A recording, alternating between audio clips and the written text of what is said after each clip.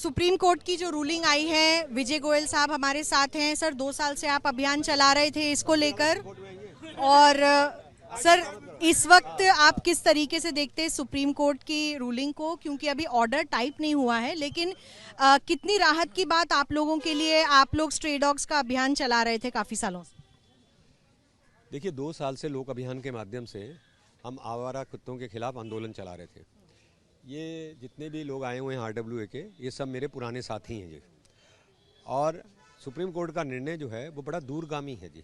Supreme court के निर्णय में सबसे बड़ी पकड़ आप ये पकड़िए कि उन्होंने एक मैसेज दे दिया है कि आवारा कुत्तों की समस्या, काटने की समस्या इतनी ज़्यादा हो गई है, रेबिस हो जाता है इनसे, कि अब इनको सड़कों पे रहने का कोई मतलब नहीं है जी। तो सबसे पहले उन्होंने एक मैसेज दिया है, वो कैसे इम्प्लीमेंट होगा वो दिल्ली सरकार को, सेंट्रल गवर्नमेंट को इम्प्लीमेंट करना है। उसकी चिंता इन लोगों को नहीं करनी। अगर ये लोग चिंता करते हैं कि बताइए कैसे इम्प्लीमेंट होगा, एक भी शेल्टर होम नहीं है, इनसे ये लिखवा लो आप। अगर सारे शेल्टर होम बन जाएं और सारे कुत्ते उसके अंदर चले जाएं, तब तो आप सुप्रीम कोर्ट का विरोध नहीं करेंगे, ये तब भी करेंगे। ये आप कह रहे हो डॉग सपोर्टर्स जो है तब भी करेंगे, उन्हीं से लिखवा के ला दो या पूछवा दो, या उनके कोई स्टेटमेंट दिखा दो कि अगर शेल्टर होम बन जाते हैं, कुत्तों की देखभाल ठीक होती है, तो आप सुप्रीम कोर्ट का समर्थन करेंगे। वो नहीं करेंगे, मैं इनको जानता हूँ। उनकी NGOs बंद हो जाएंगी, इसलिए उनको ये डर है जी। 20 NGO रजिस्टर्ड हैं MCD के साथ, एक ने भी काम किया होता तो ये नौबत नहीं आती जी। बट कुछ लोग ऐसे हैं जो अपने इंडिविजुअल लेवल पर डॉग फीडिंग कर रहे हैं, वो किसी NGO का पार्ट नहीं है, वो भी इस एंटी वो प्रोटेस्ट में जुड़े। मैं उनको बधाई देता हूँ जो लोग इंडिविजुअल डॉग फीडिंग कर रहे हैं, पर उनको कहता हूँ इनको घर में ले जाके करो, सड़कों पे नहीं। तुम खुद तो रहो घर में, और ये नादान बेजुबान बेचारे रहे सड़कों के ऊपर और मारे मारे फिरते रहें अपनी जान जोखिम में डालकर, तो इनको अपने घर ले जाओ, तब मैं मानूंगा आप सच्चे डॉग लवर हैं।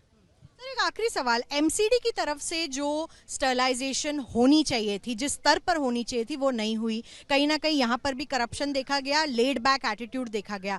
अब जब सुप्रीम कोर्ट ने कह ही दिया है, क्या MCD अब ये स्टरलाइजेशन करने के लिए किस तरीके से तैयार रहेगी? क्योंकि पहले भी हम काफ़ी सेंटर्स जा चुके हैं, ABC सेंटर्स, वहाँ पर तो सर फैसिलिटीज़ ही नहीं है, कभी डॉक्टर नहीं है, कहीं सफाई नहीं है, कहीं स्टाफ नहीं है। ये जो MCD की करप्शन आप कह रही हो, ये किसके साथ करते थे करप्शन, मालूम है आपको? इन्हीं NGOs के साथ जी। MCD खुद नहीं स्टरलाइजेशन करती थी, इन 20 NGO को काम दे रखा था। ये 50 कुत्तों का स्टरलाइजेशन करते थे, 500 का बिल भर देते थे, इसलिए थी गड़बड़। और इसीलिए आज आवारा कुत्तों को शेल्टर में स्थान देंगे, जहाँ ये अच्छी सुविधा के अंदर रहेंगे जी। आने वाले समय में आप इस ऑर्डर को अभी देखिए, क्योंकि दिल्ली NCR में लागू किया गया है, तो कुछ नोएडा के इलाके हैं, कुछ गुरुग्राम के इलाके हैं, मुंबई, हैदराबाद, चेन्नई, सब जगह डॉग बाइट्स की प्रॉब्लम तो है। क्या आप देख रहे हैं कि ये ऑर्डर एक पूरे भारत के लिए एक मिसाल बन जाएगा? अभी एक मिसाल तो ये बनेगा कि जब दिल्ली वालों ने मैनेज कर लिया तो फिर बाकी स्टेट भी मैनेज कर सकती हैं, इसलिए स्टेट खुद ही डिसाइड कराएं, ना कि सुप्रीम कोर्ट से डिसाइड कराएं।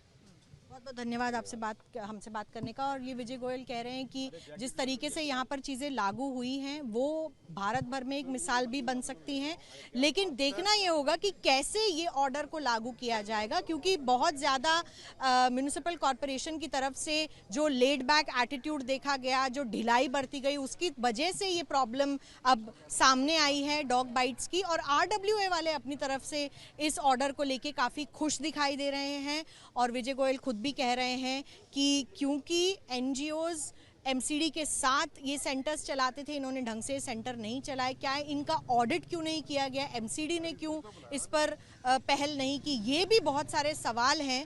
और क्या स्ट्रे डॉग पॉपुलेशन जो कि 8 से 10 लाख के बीच में कहीं बताई जा रही है, इन सबको शेल्टर में डालने की जो क्षमता है वो म्यूनिसिपल कॉरपोरेशन के पास है या नहीं, ये अपने आप में एक बड़ा सवाल है। मनीष बिदूरी के साथ मिलन शर्मा, आज तक।